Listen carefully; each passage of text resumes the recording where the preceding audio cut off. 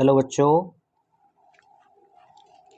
जो आज का हमारा टॉपिक है ये हमने पढ़ना है RMS value of alternating current. Means root mean square value of alternating current. ठीक है, ये हमने पढ़ना है। तो इसमें देखो क्या बताया, आरएमएस वैल्यू अल्टरनेटिंग करंट की। किसको आरएमएस वैल्यू बोला जाएगा? अल्टरनेटिंग करंट की क्या होती है RMS value?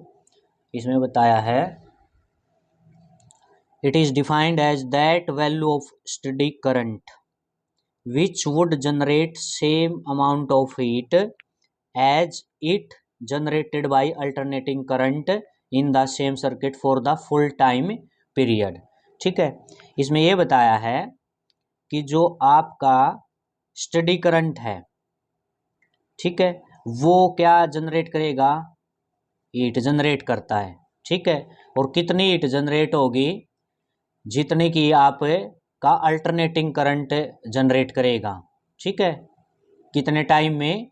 Full time period में। ठीक है, देखो ये इसका ये बताया है यहाँ पर। जैसे ये हमने एक छोटा सा ये कंडक्टर यहाँ पर बनाया। ठीक है, ये एसी की सप्लाई यहाँ से इसको दी कंडक्टर को, और ये सेम कंडक्टर सर्किट वही है ये हमने कनेक्ट कर दिया सेल या बैटरी से। ठीक है, तो इसमें देखो ये हो गया आपका सेल बैटरी से हमने कनेक्ट कर दिया, तो ये हम यहाँ से कौन सा करंट है? स्टडी करंट दे रहे हैं ना। ठीक है, और ये आपका है अल्टरनेटिंग करंट। तो इसमें ये बताया है कि जो आपका स्टडी करंट जितनी हीट जनरेट करेगा, स्टडी करंट जितनी भी हीट जनरेट करेगा, वो हीट आपकी किसके इक्वल होगी? जो आपका अल्टरनेटिंग करंट एक फुल साइकिल के दौरान हीट प्रोड्यूस करता है।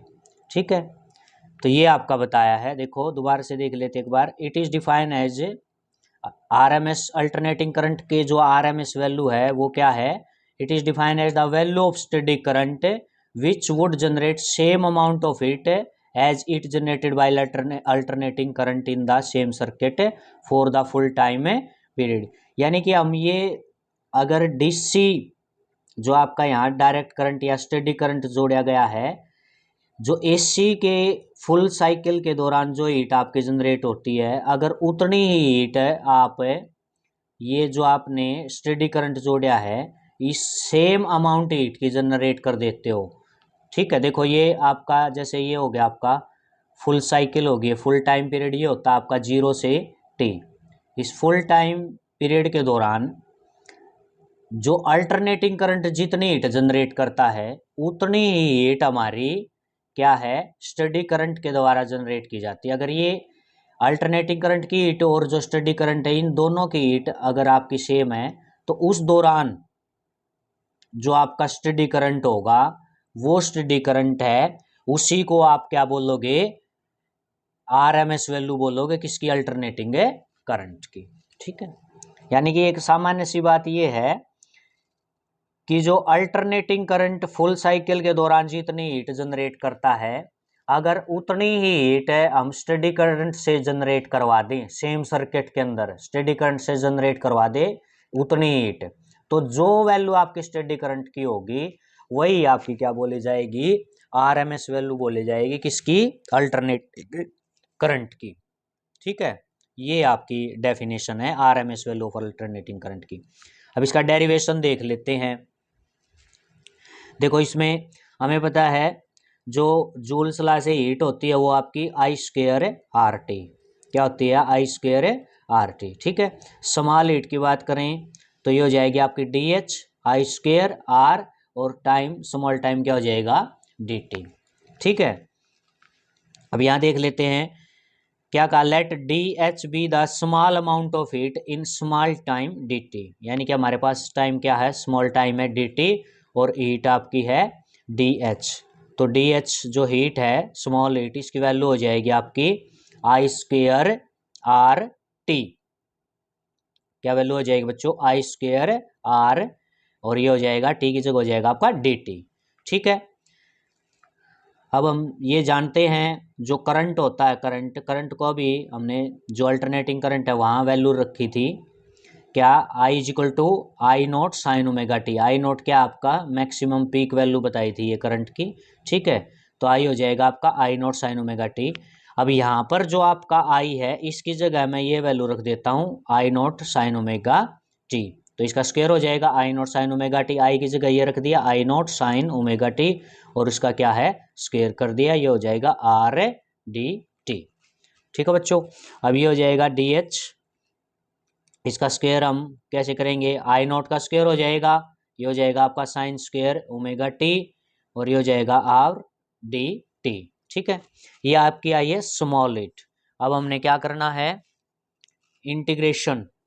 ये स्मॉल इट हमें कंप्लीट इट चाहिए ना पूरे साइकिल के दौरान, जीरो से टी, कंप्लीट साइकिल आपकी जीरो से टी होती है, तो इसके दौरान की इट चाहिए। तो ये हो गया इंटीग्रेटिंग ऑन बोथ साइड। इसका क्या कर दिया है जो ये इक्वेशन है इसका हम क्या कर देंगे इंटीग्रेशन। ठीक है, इसका इंटीग्रेशन कर देते हैं। देखो इधर हीट है डी एच, तो इसकी लिमिट हो जाएगी जीरो से एच। क्या लिमिट हो जाएगी जीरो से आपकी एच हो जाएगी। ठीक है, अब यहाँ देखो यहाँ से आई नोट ये स्क्वायर है, इसका इंटीग्रेशन ही होगा, ये कांस्टेंट मैक्सिमम वैल्यू ये बाहर आ जाएगा। आर जो आपका रेजिस्टेंस है इसका इंटीग्रेशन ही होगा, ये बाहर आ जाएगा। अंदर क्या बचेगा आपका sign square omega T D T बचेगा, बस sign square omega T D T. और लिमिट है टाइम की लिमिट यानी जीरो से टी, कंप्लीट साइकिल के दौरान इसका इंटीग्रेशन हो जाएगा। ठीक है, अब देख लेते हैं साइन स्क्वायर जो है साइन स्क्वायर ओमेगा टी, इसका इंटीग्रेशन नहीं होगा, डायरेक्ट इंटीग्रेशन नहीं कर सकते हम इसका। तो क्या होगा देखो ये एक ट्रिग्नोमेट्री के अंदर ये फार्मूला आता है टू साइन स्क्वायर थीटा। क्या बच्चों टू साइन स्क्वायर थीटा, ये किसके इक्वल होता है आपका, ये होता है आपका 1 माइनस कोस टू थीटा लिखा जाता है इसको। ठीक है, यहाँ से साइन स्क्वायर थीटा है तो ये टू इधर मल्टीप्लाई में है, इधर जाके इसके नीचे चला जाएगा, ये बाई में चला जाएगा। तो साइन स्क्वायर थीटा है वो आपका क्या हो जाएगा 1 minus cos two theta by two हो गया।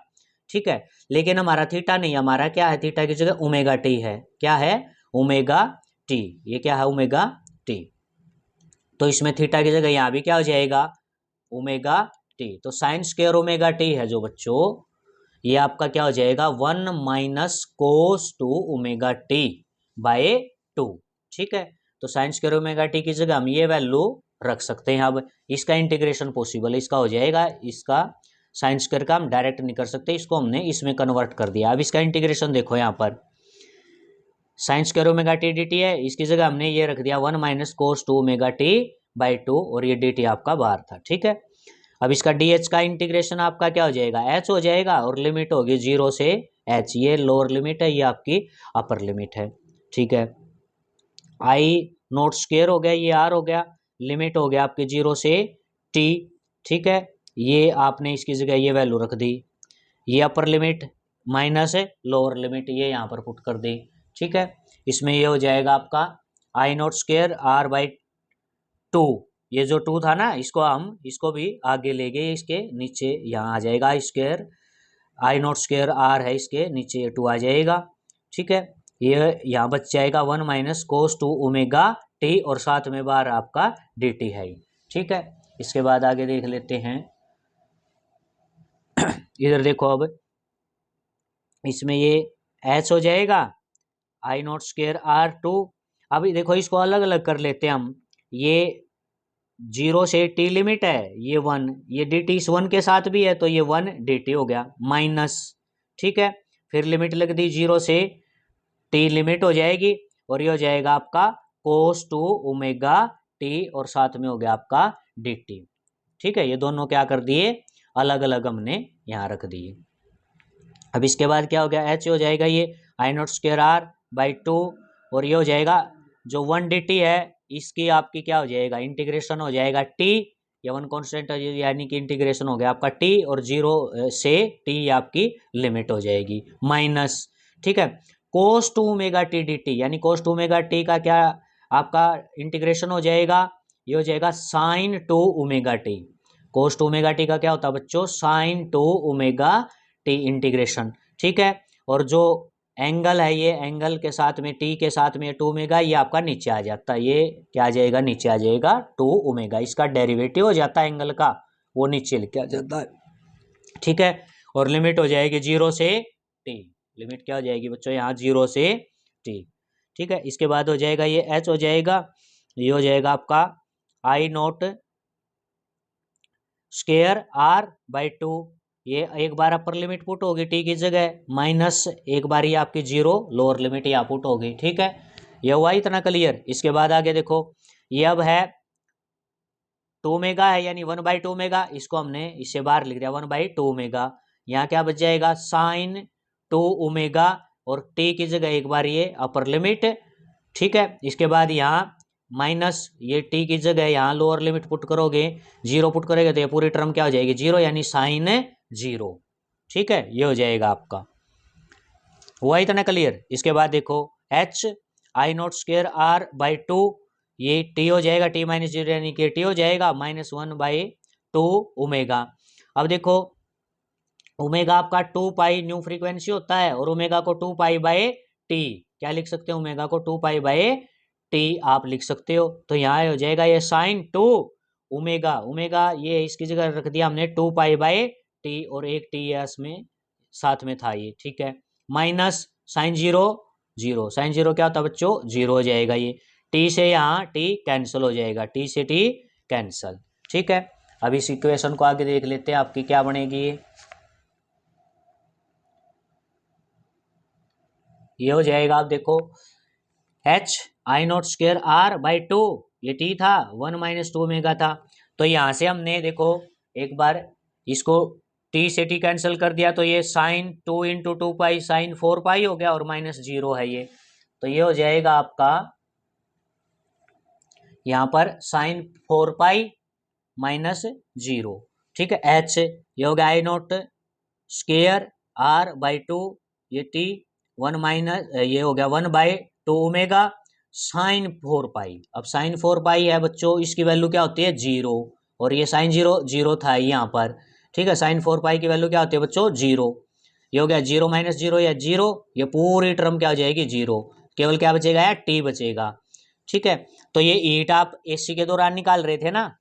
ठीक है, तो ये हीट आ गया आपकी अल्टरनेटिंग करंट के दौरान, क्या आ गया आपकी आई नॉट स्क्वायर r t और बाय 2, ये इक्वेशन नंबर 1 हो गया आपकी। ठीक है, क्या हो जाएगी बच्चों ये इक्वेशन नंबर 1। अब क्या कहता है, let IRMS be the value of DC। जो स्टडी करंट की थी ना, स्टडी करंट आपने बताया था, स्टडी करंट को ही आपने RMS वैल्यू बोली थी अल्टरनेटिंग करंट की। तो जो IRMS है ये किसकी वैल्यू है DC की, स्टडी करंट की या डायरेक्ट करंट की, विच would generate the same amount of heat, जो कि सेम अमाउंट हीट की क्या कर रहा है जनरेट कर रहा है। ठीक है, तो हीट किसके दौरान DC, AC वाली तो हमने यह कर दिया ऊपर, अब DC के दौरान की हीट लिखनी है। इसमें आपका करंट क्या है, करंट IRMS होगा ना। अगर आप DC के दौरान की हीट कर रहे हो तो उसी करंट स्टडी करंट को आपने RMS करंट बोला था।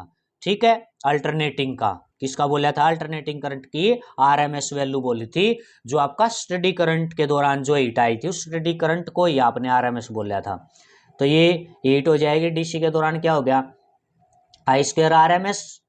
ठीक है, अब करंट की वैल्यू क्या लिखोगे यहाँ पर, अगर DC के दौरान हीट लिख रहे हो तो आप क्या लिखोगे, करंट जो आपका उसको RMS लिखोगे, RMS ये करंट इसका स्क्वायर और RT, ये इक्वेशन हो गया आपकी 2। ठीक है, तो ये हीट आपकी DC के दौरान, ये हीट आपकी AC सर्किट के दौरान। ठीक है, AC करंट लगा हुआ है, ये आपका जब DC करंट लगता है तब की हीट है ये। ठीक है, तो डेफिनेशन के अकॉर्डिंग क्या होंगी हीट, तो आपकी इक्वल है, हीट क्या होंगी इक्वल। तो DC के दौरान की हीट किसके इक्वल हो जाएगी, ये AC के दौरान जो हीट थी आपकी सर्किट के अंदर। ठीक है, तो ये हो गया आपका आई स्क्वायर RMS RT, और ये हीट आई आपकी आई नॉट स्क्वायर RT बाई 2, ये T से T कैंसिल हो जाएगा, R से आपका R कैंसिल हो जाएगा। ठीक है, यहाँ क्या बचेगा आई स्क्वायर RMS बच जाएगा, यहाँ आई नॉट स्क्वायर बाय 2। ठीक है, अब ये क्या है square root on both side, हमें IRMS चाहिए ना कि स्क्वायर वाली वैल्यू चाहिए, तो दोनों तरफ हम क्या कर देंगे स्क्वायर रूट कर देंगे। ठीक है, तो ये क्या हो जाएगा आपका, इधर देखें ये हो जाएगा आपका इसका स्क्वायर रूट हो जाएगा, इस साइड इसका भी क्या कर देंगे हम, स्क्वायर रूट। तो ये स्क्वायर से स्क्वायर रूट ये कैंसिल हो जाएगा, ये आई आर एम एस बचेगा। ठीक है, इसमें आगे आपका क्या है, इस साइड भी हम स्क्वायर रूट करेंगे और ये इसमें अलग अलग कर दिया हमने, नीचे जो 2 है उसका भी स्क्वायर रूट, इससे ये कैंसिल हो जाएगा। तो आई आर एम एस आपका किसके इक्वल आएगा, आई नॉट बाय √2। ये आपकी I R M S value आ गया, अल्टरनेटिंग जो करंट था उसकी आर एम एस वैल्यू आ गई आपकी ये। ठीक है, अब इसको और दूसरे तरीके से भी हम आगे कैसे कर सकते हैं, देखो आई आर एम एस, अब √2 है, √2 की वैल्यू क्या होती है, √2 की वैल्यू होती है 1.414। 3 डेसिमल प्लेस तक हम लिखें √2 की वैल्यू तो ये हो जाएगी 1.414, ये वैल्यू हो जाएगी आपकी। ठीक है, ये आई आर एम एस, इसका जो हम डेसिमल हटाएंगे तो ऊपर 1000 ये ऊपर चला जाएगा। ठीक है, और ये हो जाएगा 1000 को ये इससे आप डिवाइड करोगे तो आपका क्या आ जाएगा, आई आर एम एस आ जाएगा 0.707 आ जाएगा 3 डेसिमल प्लेस तक आई नोट। ठीक है, तो एग्जाम में कई बार ये रिलेशन ऐसे दे देता है कि भाई इसको आप प्रूव करके दिखाओ इस रिलेशन को। ठीक है, ऐसे भी पूछ लेता है, नहीं तो आपका जो टॉपिक था इस प्रकार से भी आपका पूछ सकता है, R M S value of alternating current.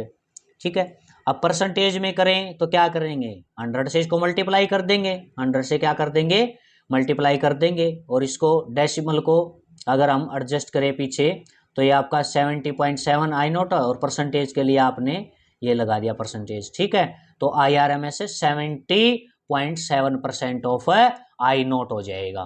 ठीक है, आई आर एम एस आपका क्या हो जाएगा, जो मैक्सिमम आपका करंट होता है उसका 70.7% आपका आई आर एम एस होता है।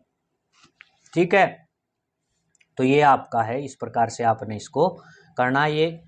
ठीक है, तो बच्चों ये आपका इंपॉर्टेंट टॉपिक रहेगा, R M S value of alternating current, ये एग्जाम में आपका बार बार पूछा जाता है। ठीक है, इसको अच्छे से कर लेना। Okay, thank you.